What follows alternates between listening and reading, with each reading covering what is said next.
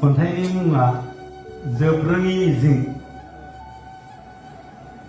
बिखायाव दाबोनो जाफुंगोननि अरगें, जिउखौ फोथांगोननि राफोद बिथांखि, बायफ्लेनायब्लाबो गोसोनि नोगोरमा,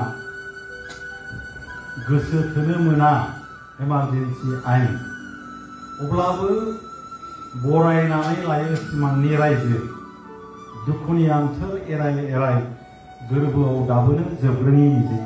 जोबथों। खन्थाइनि मुङा जोबरोङि मिजिं। बिखायाव दाबोनो जाफुंगोननि अरगें, जिउखौ फोथांगोननि राफोद बिथांखि, बायफ्लेनायब्लाबो गोसोनि नोगोरमा,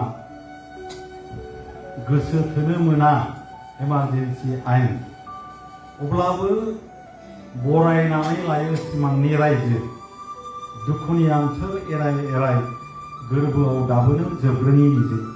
जोबथों।